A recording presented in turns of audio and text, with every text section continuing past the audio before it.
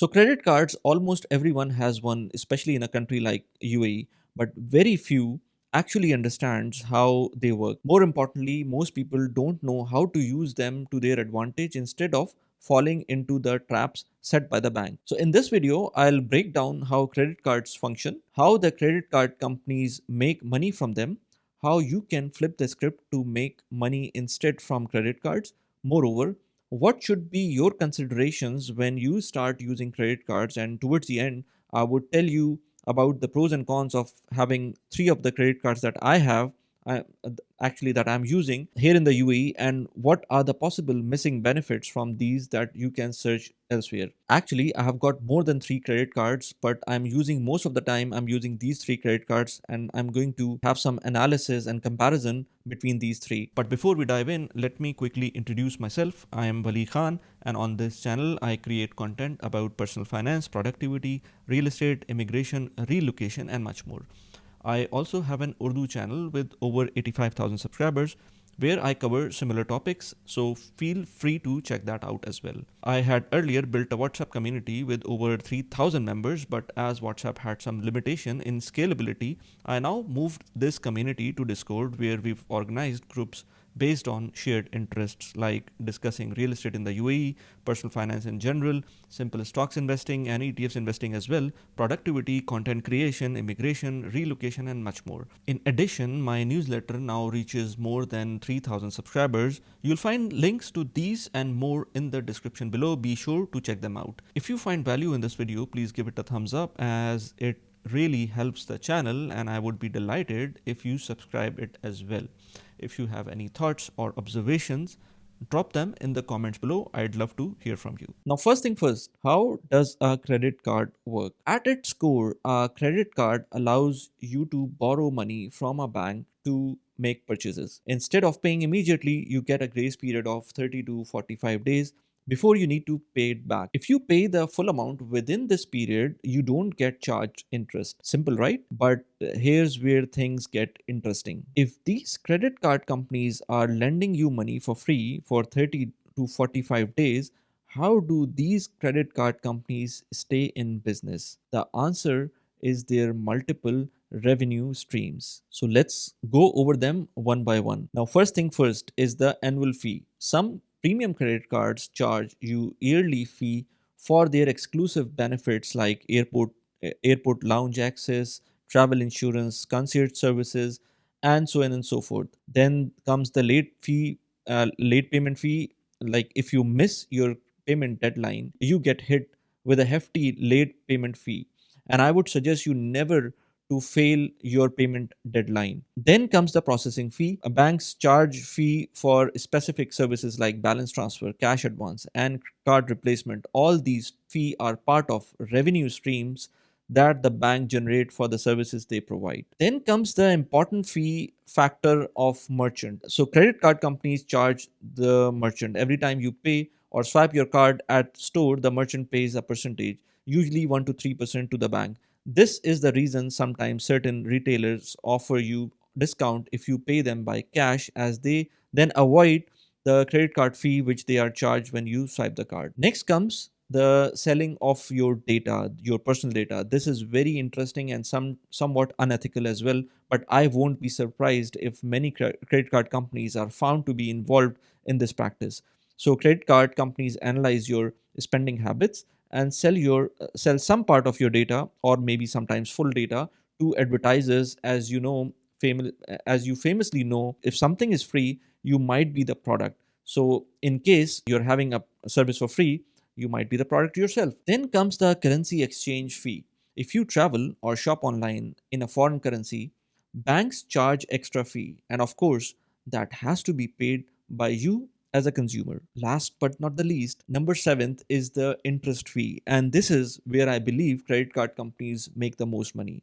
If you don't pay your full bill on time, you start accruing high interest charges, sometimes up to 45 to 50% annually as well. Like, can you believe any business which has around 50% return? But here it is, credit card companies can sometimes work on such high margins just because of ignorance of financially uneducated folks. So while it looks like a simple payment tool, your credit card is actually a major profit machine for the banks unless you play it smartly. Now, before we dive into maximizing the benefits of credit cards, there is something crucial to understand. Yes, credit cards offer perks like cashback and reward points, but real wealth isn't built through spending, it's built through investing. Whether you invest your money, your time, or in yourself, that's what truly drives growth. If you're thinking about investing in yourself, I have a course designed especially for GCC residents. It walks you through how to make the most of the opportunities in this region. Right now, there is a 43% discount available. Just use the promo code mentioned in the description and you will get the 43% discount. Additionally, if you're looking to invest in the US and MENA stocks, I personally use Amana as my go to platform for investments and trading. I've made a detailed video about it and you can sign up using my referral code linked in the description below. You will receive $100 free trading credit once you use this referral code and fund your account with at least $100. There are terms and conditions which applies, but do check that out. Now that you know how credit card companies make money, let's flip the game. Here's how you can actually benefit from your credit card. Make sure to avoid their traps which they lay for you. Never miss a payment to avoid late fee and interest. Use cards with zero or low annual fee. Always pay the local currency while traveling to avoid conversion fees. Sometimes it's counterproductive too, but for me, I would not like surprises and I would be happy paying for anything which I know the cost upfront. Earn rewards for everyday expenses. Pay your school fee with a credit card, and I'll explain further about my three cards that I use which help me make 5% every time for school fee expenses. Pay your groceries, pay for use it for your travel bookings, pay for online shopping, pay utilities like Diva, Ethesla, Do, Siva, whatever the utilities you pay for, use the credit cards. Pay even the hospital bills. I'm going to tell you about one of the cards that I'm using, and I'm getting 5% cashback while I'm using this on the in the hospitals that at least I go to. By doing this, you accumulate points, cashbacks, or airline miles, turning your daily expenses into real savings. Some additional benefits include lounge access at airports, free travel insurance, discounted or free hotel stays, extended warranties on purchases. One key advantage of credit card is that transactions are usually insured. Unlike debit cards where fraudulent activities result in your own money being held up during the claim process, credit card transactions involve the bank's money. This means you won't be financially impacted while the investigation is ongoing, and the dispute amount will typically be refunded to your statement once resolved. It is also wise to use credit cards for services like car rentals, as these companies often place a large hold on your account for potential future charges. If you use a debit card, this hold ties up your own money, reducing your available balance in your bank account. With a credit card, however, the blocked amount doesn't impact your personal funds, allowing you to maintain financial flexibility. Now, all is well while you use credit cards, but there are few tips and considerations you need to keep in mind while using credit cards. Number one is never carry a balance. One of the biggest mistake people make is carrying a balance on their credit card. The moment you do, you are paying sky high interest rates, as we've mentioned before. If you can't afford to do that, you're probably spending beyond your means and do not deserve a credit card to begin with. Secondly, try setting up a auto payment. Missed payments can hurt your credit score and leads to late fee. A simple fix can be setting up an auto pay. This way your bills are paid on time every time without you even thinking about it.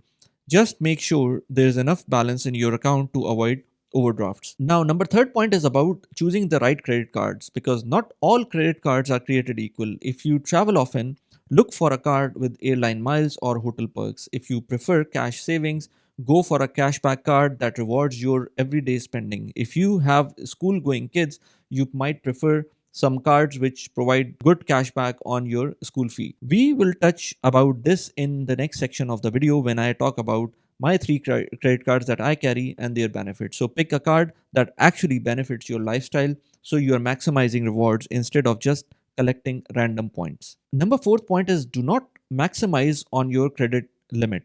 Your credit utilization, the percentage of your credit limit you're using, has a huge impact on your credit score. Try to keep it below 30%. If your limit is $10,000, that means spending no more than $3,000 or $4,000 at max. Maxing out your credit card not only lowers your score but also makes lenders nervous about giving you credit in the future. Number fifth point is monitor your statement. Credit card fraud is more common than you can think of. Always check your statements for suspicious charges, because if you don't catch, you could be paying for something you never bought. Most banks offer a real-time alerts, so turn those on to get notified immediately about any unusual activity. Now let me talk about the three cards that I use and why I choose to keep on using them. So one of the best cards that I've been using is Emirates NBD. I've got this card 2 years back, and recently they have decreased, or they have capped their cashback to 500 dirhams. The good thing about Emirates and BD card is that it's giving me 5% on groceries.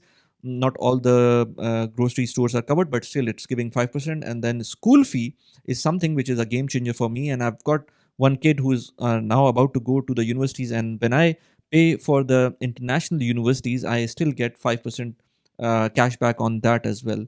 The hospitals also is one thing which I'm really happy about Emirates and BD, that they are giving me 5% cashback on hospitals, and then the restaurants as well.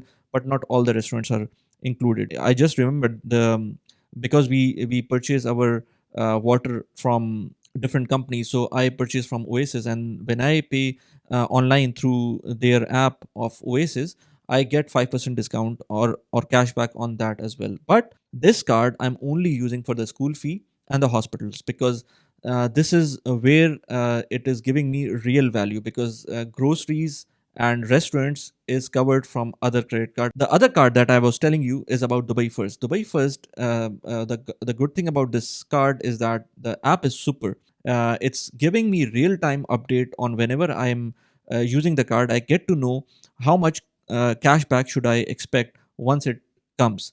So the other card, I haven't seen any other credit card apps giving me such kind of information. So Dubai First card is giving me such kind of option. The flip side is that Dubai First is charging you 200 dirhams for an annual fee, which has to be paid upfront. So I'm paying every time, every year. But the thing is, I can see almost 200 dirhams is returned to me on monthly basis. The cashback is capped at 200 dirhams. Let's say if I spend 5,000 dirhams in a month on Dubai First card, I will get almost 250 dirhams of cashback. But at the same time, I will not be getting the full amount of cashback. I'll be getting 200 dirhams capped. So around 4,000 dirhams is a sweet spot where I should be thinking about spending every month on the First card. Then comes CBD. This is an old card which I was earlier having with Samba when I was using Samba Bank. They have converted this to CBD because it was acquired by CBD. The good thing about this card is that whenever I'm running out of options, because I'm already getting the cap on my other credit cards, I use this card. For groceries, it will give you 5% cashback, and then international purchases, it also gives us 5% cashback. And I forgot about fuel, because all three of these cards are giving me 5% cashback on fuels as well. Cinema tickets I'm getting on Emirates NBD as well as CBD, as well as HSBC. I've got HSBC as well, but which I'm not using. So these cards are also giving me buy one get one on cinema tickets as well. In case the cashback on in some months is capped, then I will be using the other credit cards, which include CBD. One thing I want to mention here is that all the credit cards require you to spend a minimum amount every month to be eligible to have the cashback. Earlier, like Dubai First, you don't have to be having any kind of amount, even if you spend 10 dirhams, and if it's eligible for the cashback, you will get the cashback. But let's say for CBD, it's 3,000 dirhams you have to spend. Earlier, Emirates and BD was not having any kind of such requirement, but now I think it's 3,000 dirhams you have to spend to get any sort of cashback. Whenever you use the credit cards, be mindful of whatever you're signing up for, because and these cards are changing their offers very often. As I said, Emirates and BD recently has changed whatever they are offering. So be mindful of that, and whenever you're spending, don't spend just because you are going to get the cash back. That is a rabbit hole, because then you will be spending on different stuff, and you will be thinking only about 5% cashback or 2% cashback, whatever it is. I was interviewed by a national last year, and I mentioned to them that the local cashback I received in last 15 years of being in the UAE is anywhere around 80,000 to 100,000 dirhams. I'll link that story in the description of this video.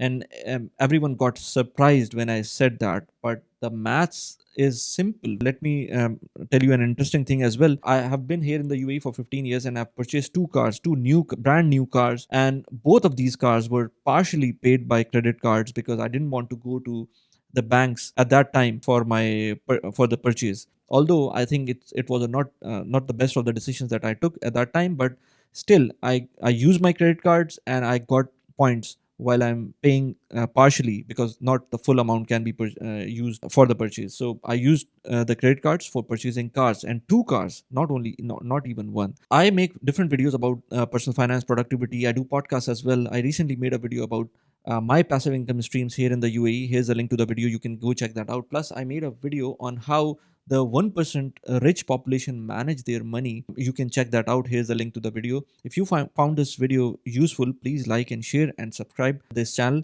Do let me know how did you like the video. Thank you very much.